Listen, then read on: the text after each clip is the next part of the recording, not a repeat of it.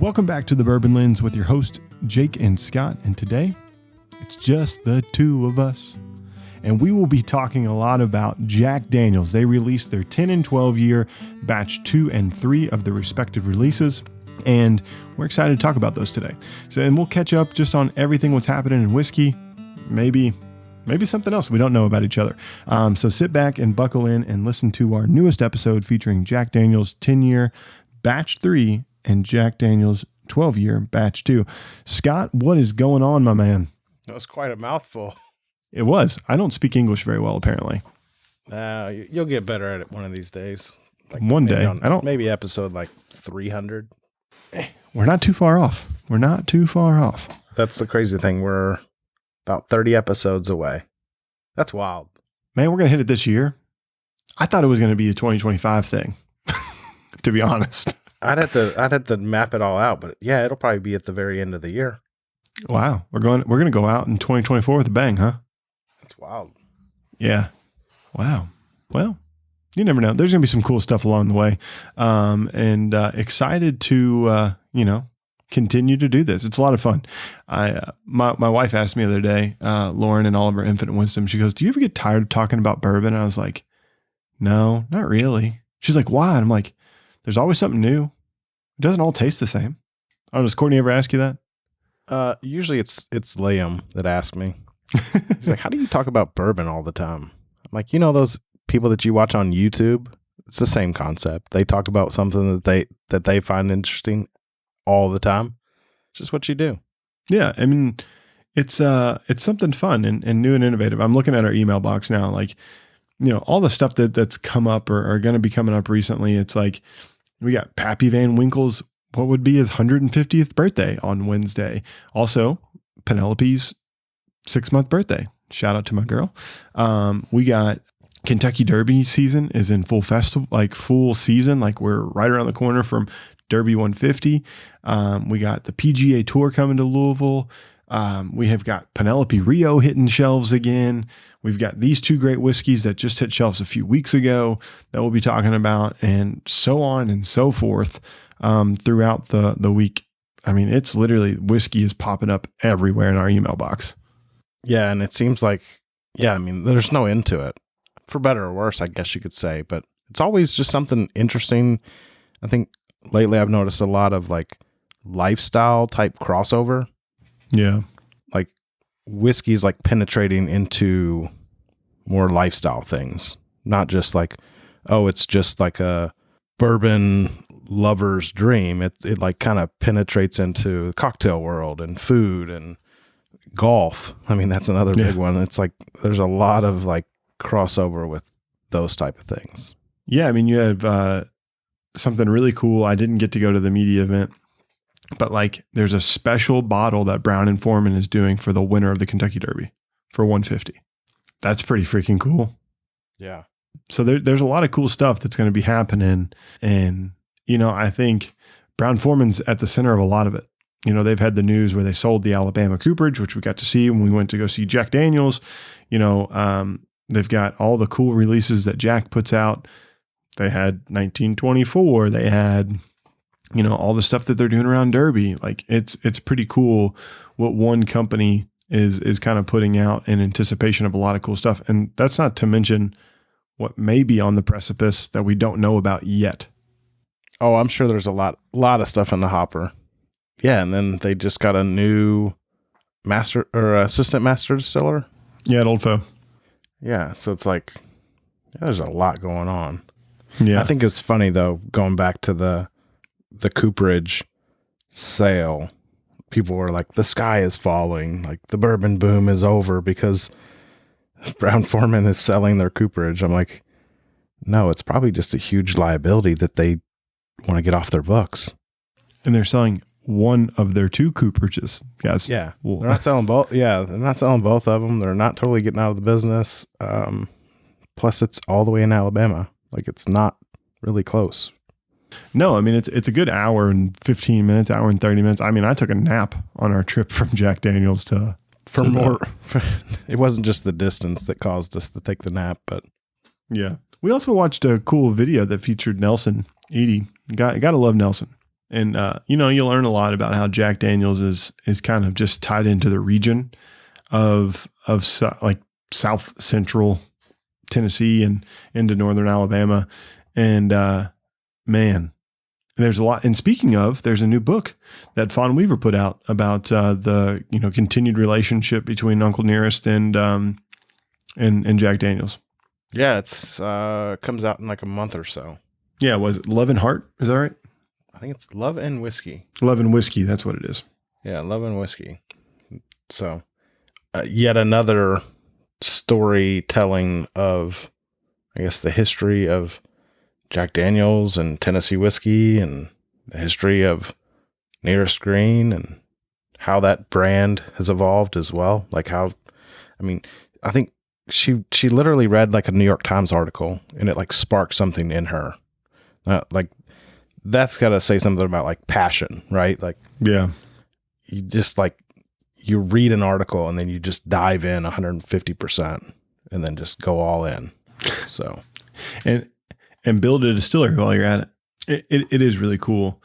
And it's so cool to see Jack Daniels like really kind of like lift them up.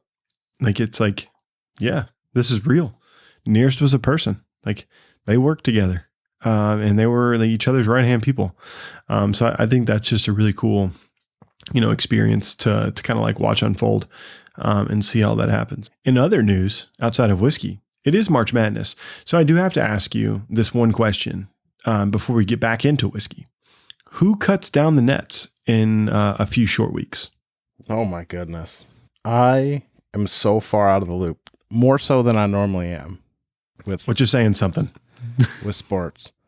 I'm a University of Louisville fan somehow after all these years. So it's like whenever they're just doing terrible, it's just like I can't even watch related games to like watch, Louisville plays X in a week.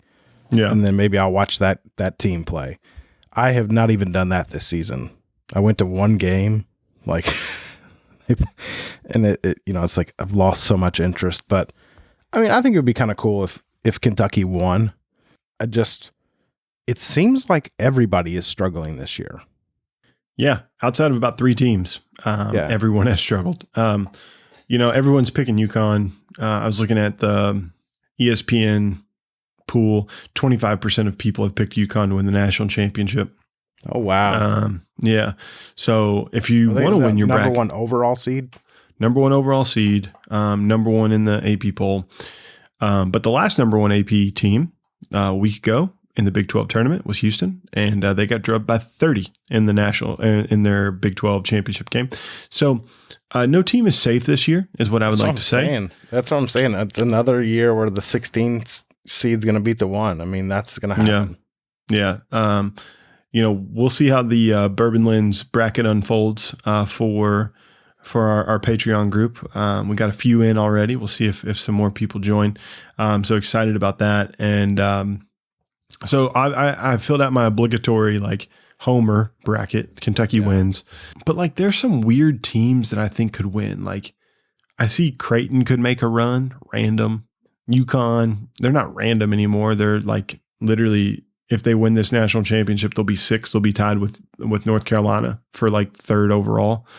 So, there's UConn, there's Purdue, right? They have this 7'6" monster named Zach Edey. So I don't know. There's Purdue, and we know how Purdue performs in the tournament. Not very well. But here's my bold pick. I will say we are going to see the Iowa State Cyclones come out of the Yukon region and potentially win the national championship. I don't like it. I hate the way they play basketball. It is boring as hell to watch. But Iowa State is my dark horse sleeper. I've got them in 2 brackets. I think if it unfolds right, I think Iowa State could win it. The other team I think that can get hot and win it all is Auburn. I think that UConn bracket will produce the national championship winner. That's kind of my thought. I know you hate Tennessee, but I feel like Tennessee's a pretty strong team this year. They're a bunch of punks. They lost to Mississippi State by like 50. They cost me that's what I'm saying. It doesn't make sense. Like, good teams have terrible losses. Like, they literally cost me about $500 on DraftKings. Just when you think you have it figured out. Just when I thought like I could rely on the team from down south, you know, they would suck it up and win. Nope. Not at all. Bite you as a Kentucky fan every day. Yeah, freaking like all I need you to do is beat Mississippi State. That's all I need you to do. You don't have to do anything else. Just win the freaking game. Nope, can't do that, Jake. You're going to take this L and you're going to like it. Yeah, Houston up in the number 1 seed. I mean, that's just interesting. It is a little weird, but you know they did win the Big 12. I mean they weren't playing the AAC anymore, the American Athletic Conference. So it should be interesting. We'll keep people updated as we go. So it'll be fun over the next couple weeks. But anywho, speaking of Tennessee, we're drinking some good old Tennessee whiskey, and this ain't your dad's Jack Daniels. Like, any preconceived notion that you have about Jack Daniels, just go ahead, drop it on your foot, and kick that thing as far as you can. I hate to say that Jack Daniels is like a sleeper, because I know that it's not really with the American whiskey lovers. I would say bourbon lovers, but whatever. Yeah, we won't get into all that, but I feel like people slept on them for so long, and they were just kind of like quietly letting their stuff just get older. Amen. I mean, my eyes were so opened the last 2 years to Jack Daniels. Like, it has been a 2-year exploratory curve. Shout out to Finn Partners, first and foremost, because they have been awesome. They have provided us so many press releases, so much information, allowed us to try a lot of great whiskeys. And they've been a great PR team to work with, from Min to Julie to Serena. Like, we don't give the PR team enough love. Here's your love. Here's your flowers. Also, shout out to Sven on the Jack Daniel side. He's great. And so really appreciate that. And we couldn't do it without Nelson. Nelson's been a podcast guest twice. So Nelson's been a huge part of the Bourbon Lens family. And then ultimately leading us to get to go to Jack. And the rye whiskey was the one thing that won me over. But man, these 10 and 12-year-old whiskeys got me there to stay. Yeah. Because, like, boy, these are good. Yeah, it's just crazy. Like, you've got normal Jack, right? Jack Old number 7. And then they just slap a 10-year age statement on their whiskey, slap a 12-year age statement on their whiskey. Some say there's going to be a 14. I'm sure there probably will. But it's just like, it's a different breed of whiskey. Like, this is just different. Yeah. I mean, in a good way, right? I mean, it's like, it takes don't sleep on me any longer. Yeah, it takes what you think you know about Jack Daniels. And it's like, no, you Kentucky bourbon snob. You need to pay attention to me. And like, I'm okay with that. Because when I think of heritage distilleries, Jack Daniels is a heritage distillery, right? I don't care if it's in Tennessee. They've been making whiskey just as long or longer than most people. And I will put up their special releases and their barrel proof bourbon or whiskeys against a lot of bourbons, and it would win, hands down. And you know, I don't think that's in an arrogant fashion. Like, we got to meet Chris and the team. Like, they're not arrogant about it. They're just like, this is how we make whiskey, and we do it our way because that's the way Jack made it. That's the way Nearest made it, and here we go. Like, and we'll continue to produce it, and we're going to continue to be a presence in Lynchburg and to the rest of the world. And there's something to say about that.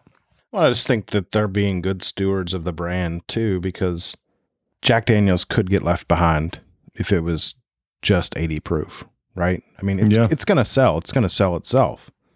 But it's like, knowing that they have all this great whiskey in their rick houses, they're being good stewards of the brand by exploring that. And Chris Fletcher, like, going out and finding those barrels, going out and finding those, you know, those rick houses that have that old whiskey, and then saying, we need to do something with this. Like, we got to put something else out because people are like clamoring for it. I think that's probably like one of the coolest things about like it's not that it's young blood, like new blood in there, but it's like it seems like it is. Well, just look at one simple innovation, the American single malt.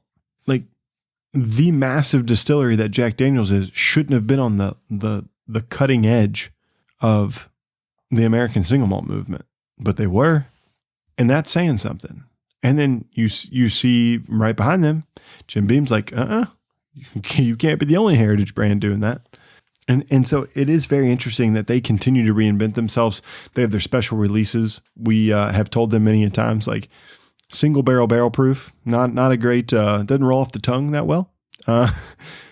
Jack Daniel's single barrel proof rye whiskey or bourbon. But you know what? It's really damn good. Really damn good. So good that I drank enough of it to beat everybody in cornhole. I think you were keeping score wrong or something. Oh, I do great math when having Jack Daniel's rye whiskey, especially Jack Daniel's barrel proof rye whiskey. But speaking of the whiskey itself, let's dive into this batch 3 of the 10-year first, because it's the elder statesman of the group since it's been 3 releases. Last year we tried it. It was really great. I think it fell a little bit below the 12, but it was still a great whiskey. It would probably be top 10, 15 whiskeys of last year that I tried personally. This year, candidate goes right into top 10, 15 whiskeys potentially here in 2024. Right off the bat, high praise. So this is Jack Daniel's Batch 3, 97 proof. But spoiler alert, right, Scott? It drinks a little warmer than 97 proof. Yeah, it's got a nice little punch to it. Yeah. So me and you both agreed. We were talking before the show about the nose, right? Really kind of sticks out to us. So and you had a really interesting tasting note. Tell me a little bit, or tell the listeners a little bit about like what you were getting on the nose. I think it's really important to kind of like walk through and kind of talk a little bit about these two, kind of in conjunction, but a little bit different from each other. Yeah, I think the 10-year for me, it's almost like fresh leather, like on the nose, like a brand new leather belt or a brand new like leather wallet, like something like that. Like it's got that fragrant leather nose, but then it also has like this more like herbally, earthy, like almost like root beer candy nose as well. But then I go back to it and it's been in the glass, half empty, and I'm getting like big, like vanilla cream, like marshmallow. It's kind of all over the place with the nose, but it's like you go back to it and you find something new, which I think is like a welcome thing. Yeah, it does change a little bit for me. So like those dark, rich notes are definitely there for me too as well.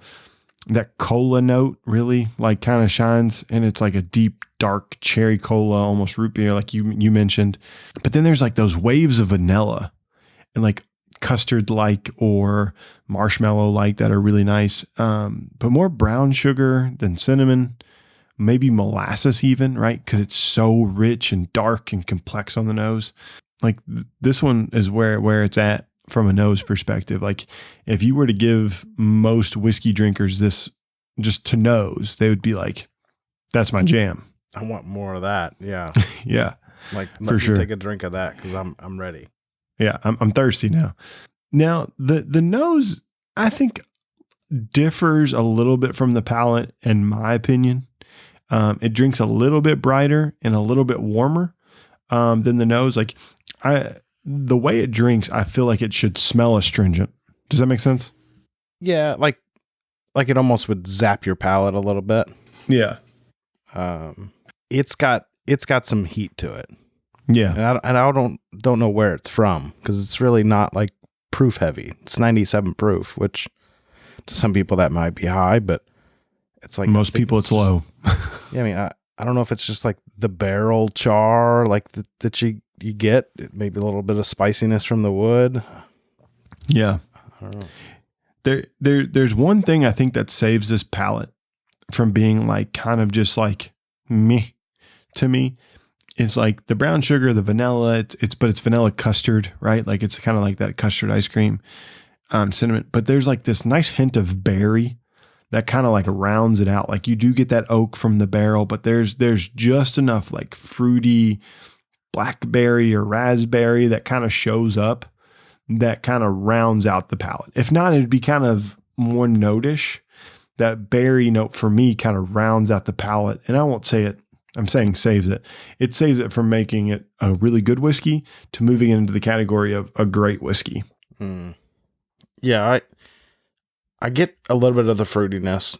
I think there's a little bit of like orange oil, like citrus oil there, but I kind of liken the fruitiness to like tobacco or like raisins.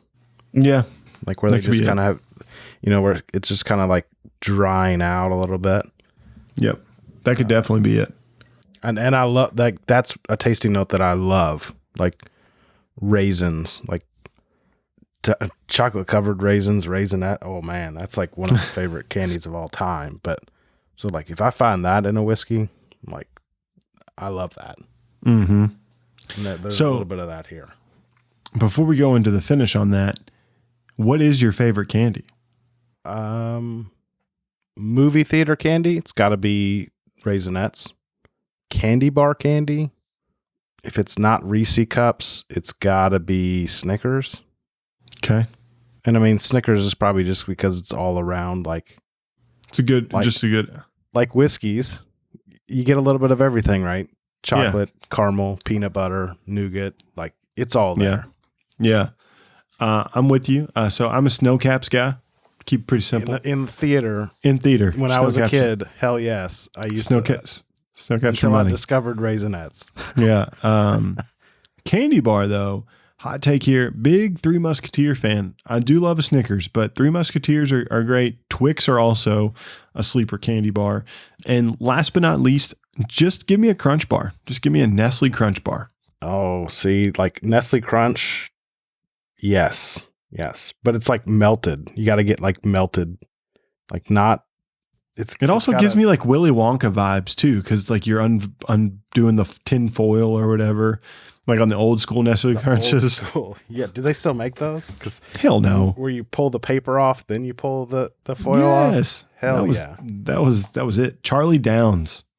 Shout out to Charlie Downs Family Grocery, Hikes Point, Louisville, Kentucky. Get a country ham sandwich on white bread with Swiss cheese, and then get me a Nestle Crunch bar and like a big grab bag and a like a big red to drink. Hell yeah. Oh dude, just diabetes at its finest. And live to fight another day. Salty, sweet, got a little carbonation. I mean, that's got it all. But anywho, the finish of this whiskey, as we turn back to our regular scheduled program, you said your favorite candy, so I had to ask, right? It's got to have the hard hitting journalism.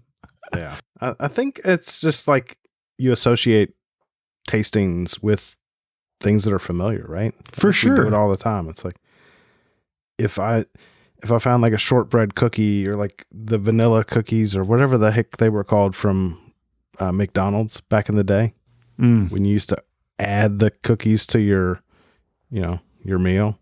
Yep. That's a note that I love finding in whiskey too. Yeah. I'm with you on that. Like anytime I can find like blueberry cream cheese, like old school, like cakes, like cobblers, anything my grandma made, like sign me up. Yeah. And then you'll everybody in the world knows Jake's favorite tasting note is orange candies that you get for like 99. Well, you used to be able to get for 99 cents. Now it's like $2.99. Thanks inflation. But the orange candies you get at like the truck stop. Come on now. Just the orange slices. They're the best. The sugar on the outside. Just waiting for a cavity after you eat a whole bag of those guys. Well, yeah, because you have to eat the whole bag. Yeah, they might go stale. They go stale in a day. That's it. So getting back to this whiskey, one of the things you did mention was it does drink hotter than the proof of it is at 97. I would agree. Like it's a back palate to like esophageal finish, right? Yes, I'm using the correct terminology. I've also told Scott I've been watching House, and so I've learned all about diagnosis and diagnoses of people. And the other thing is bedside manner. You got to have better bedside manner than Greg House, that's for sure. Yeah. But it is a very warm finish on this guy. Yeah, it just kind of lingers there in the back. Yeah, for sure. So now that we've talked about the 10-year, we have talked about the 12-year. This is batch 2, so this is the second rendition of this. This is a little hotter in proof, 107. But spoiler alert, it drinks less hot than the 10-year. So coming in on this one, Scott, let's go into the nose. What do you think? What are your top kind of tasting notes here? This one's like big oaky goodness. Like you're in a rick house, like you walk into a rick house, like just old wood. And like sometimes like you could hand me like an old whiskey and I'd be like, oh, that smells like a really well-developed whiskey. But then other times you hand me a really old whiskey and it's like, oh man, that smells like old whiskey. Mm-hmm. And I think like that's kind of what this has. It's like old wood, like a little musty.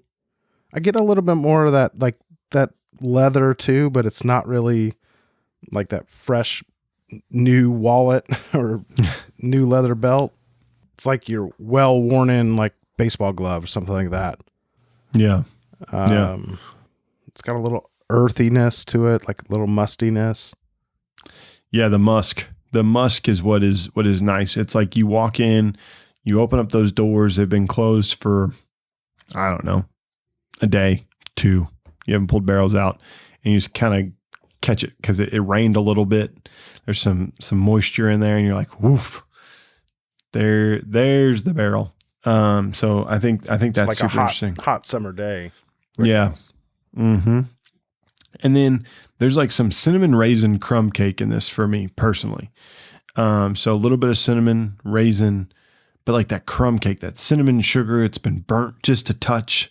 Like that's what I'm definitely getting here. And then we go to the palate, that raisin and like dried fruit kind of carry over for me. So it is a really nice flavor, dark, rich flavors, a little bitter almost. There's a little bit of like cacao. Was it cacao? Is that right? Cacao nibs like or coffee, dark chocolate. Yeah. And then that crumb cake, that little burnt sugar sweetness kind of thing kind of shows up for me. And then that bold oakiness, that old oak that just kind of like it hits, like it's the note that kind of runs from the nose to the palate all the way through to the finish. It just like you have that consistent line. And so everything that hits like kind of pings off that line, which is really nice. Yeah. I think like brown sugar, dark, rich flavors, coffee, like lingering coffee. Like I took a sip of this before you started talking. So what, 30, 45 seconds? And it's like that coffee, like you drink coffee in the morning and it just kind of sticks with you for a while. That's kind of what this is. Yeah. But it definitely has the oakiness. Like if you're not a big fan of oak, you might not love it, but sit with it for a while. Let it just kind of hang out. And I think that you're going to warm up to it because it's just rich. Yeah. Let's do its thing for sure. And that musky wood and like waves of like cinnamon raisin, you say coffee, like that little bit of touch of bitterness that it lingers for a long time. So Scott, we've gone through this. Now I have to put whiskey to your head. You got to pick one. If you had your hard-earned cash, which whiskey would you choose and why? Okay. If I had these blind, like didn't know one was 10, one was 12, one was it $80, $90, somewhere. I'm literally like, as this is hard hitting journalism here, I'm looking at the Bourbon Lens website to look at the cost. So these are 700 ml bottles. So first and foremost, 700 mLs. The 12-year is $94.99, which I feel is a really respectable price, and the 10 years $84.99. Okay. So if I didn't know all that and was just comparing the two, like, hey, taste these two whiskeys side by side, I think that the nose on the 10-year would like draw me to that. but like side by side tasting them, I kind of like lean to the 12, which I'm not like a big proof snob. I'm not a age snob, but it's like just in terms of like well-rounded, like old, good developed whiskey. I think this 12 years. And again, we like to smell whiskey all the time, but really we're just wanting to taste it. Yeah. So it's like the nose can make me want to dive into a whiskey, but the palate's got to make you stick there. Right. Yeah. I'm right there with you. I think the nose on the tin is really kind of my speed, our speed, right? Me and you share a lot of similar likes in whiskey after 5 years of doing this, and that's shocker.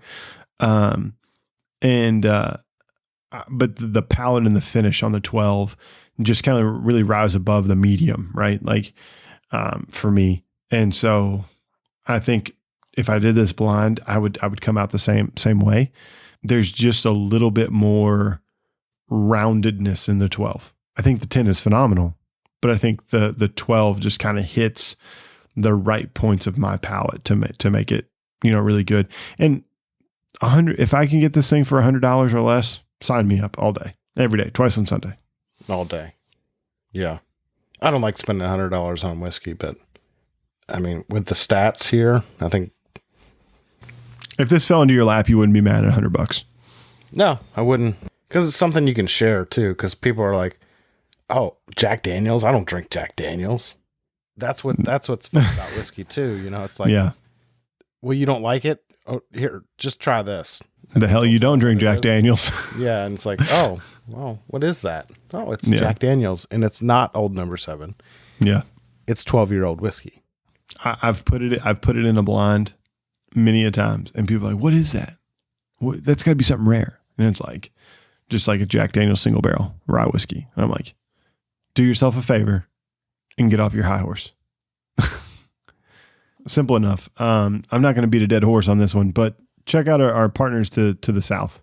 And you can't go wrong if you find either of these bottles this year or last year or the 10 the year before. You're not in the wrong anyway. So pick one up if you get a chance, my personal opinion. And you heard Scott said he wouldn't be mad if one fell in his lap under $100. So that goes a long thing to say, because this is Mr. JTS Brown saying that. I'm going to get you a shirt. You're going to get your own shirt. Bourbon Lens merch, Mr. JTS Brown. I still got to work on Max getting some 10-year-old JTS Brown special release or something. There we go. Now we're talking. But first, definitely wouldn't be $15 or $20. No, it wouldn't. We definitely still need to get back down to Jack Daniels, because we want to be the first podcast in the cave. We're still going to make that happen. So Nelson, Julie, Serena, you're hearing this here. We want to get back down to the cave, so let's make that happen. But everyone else, we appreciate you all for listening to this episode. Scott, it's been great catching up. We need to do this more often, just the two of us. We can make it if we try, and Sign we have. Me up. Yeah, let's do it. So everyone, we appreciate it. Until next time, cheers. Cheers. Thanks for listening to this episode of The Bourbon Lens. Make sure you're connected with Scott and I via social media on Instagram, X, and Facebook. We'd love to connect. And if you're more the professional type, follow us over on LinkedIn. If you want to know more about Bourbon Lens, make sure you're subscribed to our weekly newsletter, The Weekly Pour. For exclusive content and more, check out Patreon. Follow us there at Bourbon Lens. And last but not least, on your favorite podcast listening app, make sure you're subscribed, because every Monday, Scott and I release a podcast, and we would love to have you here listening to the newest features and the newest whiskey news. And until next time, cheers.